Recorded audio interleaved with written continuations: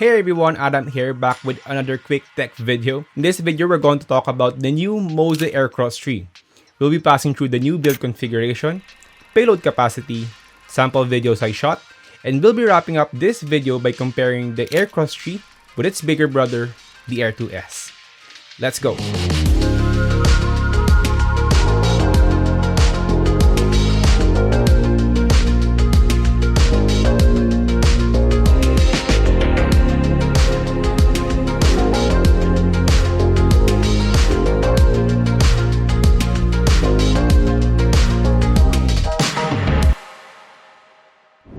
Quick disclaimer though, MOZA did send me this gimbal, but I am not paid or obliged to say anything about it. Anything I say here are my own thoughts and opinions on the product at hand. To start, the MOZA Aircross 3 is the newest addition to MOZA's streamline of products. It's the third edition of its kind, catering to smaller and lightweight cameras. The Aircross 3 has 4 main improvements this year, which are design, battery, menu system, and motor capacity. The design of the Aircross 3 transitions from a piston grip to a dual handle grip. To be specific, the site lists 4 new configurations for the gimbal: classic mode, sling mode, dual handle mode, and grip extension mode. All of these configurations can now be achieved by the locking mechanism placed above the menu screen.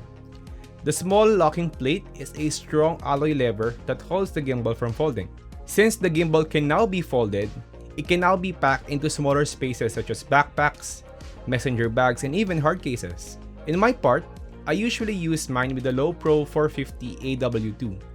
Having the gimbal folded enables me to put more equipment inside the bag. The battery design of the AC3 enables me to use the gimbal with a power bank. This is a great improvement because there were moments when I forgot to charge my equipment before a shoot. Not just before the shoot, but sometimes the battery runs out mid-production. And when that happens, powering the gimbal through a USB power bank will be a lifesaver rather than charging it first before you can use it. Another important improvement they made with the gimbal this year was the new menu system. Although the menu system before was fine, I had no grudges. But the new UI system has a superior design and a better grouping system. It's much more straightforward, and it looks pleasing from the font, the icons, and even the numbers. When it comes to capacity, the MOZA Aircross 3 has an advertised load of 3.2 kilograms, which is more than enough for a mirrorless camera.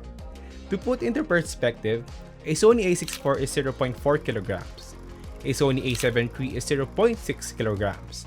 Add in a kit lens and any type of prime lens, and you have around 0.9 kilogram, which is still far from the rated capacity. In a personal note, I used a heavy setup with the Lumix G9 paired with a Sigma 18-35mm lens, which weighs to about 1.86 kilograms. In my experience, the motors aren't struggling as compared to other gimbals when paired with heavy gimbal camera setups. I haven't had any issues or shutdown moments as of my test as of today. And as promised, here are some video footages of the Aircross 3 on my past recent works.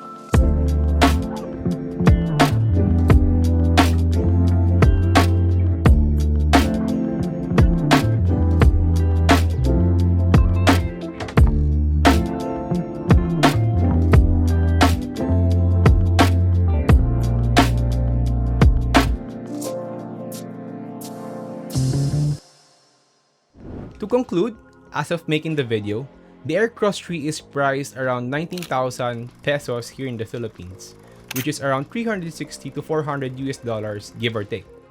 Since the price is not that far from the Air2s, I'd still give the Aircross 3 a shot. Because first, this is a travel gimbal, which means it will be more convenient on airports, vacations, or even documentary work. It's a smaller setup that fits on different kind of bags. Second, it's not always about weight and bigger gimbals. Sometimes it's also about using the right gimbal with what you have. If you don't have any plans on upgrading a cinema camera or a bigger setup in the future, then the Aircross 3 would be a better pair for you. Third, if you're also investing on the Slipod Pro or the Slipod E, then it might be better to take the Aircross 3 route. The Slipod Pro and the SE pairs better with the Aircross lineup. It's designed to be used together with the MOZA Linkage app, and it offers much more when they're paired together. To be honest, you can only really gauge your need for this gimbal by assessing your needs right now. Ask yourself if you need it, and if you do, pick the right configuration for the project at hand. If you have a production shoot, go for the Air2s. But if you're always on the go, shooting on the go, then the Aircross 3 might be a clear choice. I guess that's all for this video.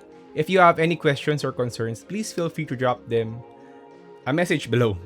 For other inquiries, I'm also leaving links in the description for more information. Thank you!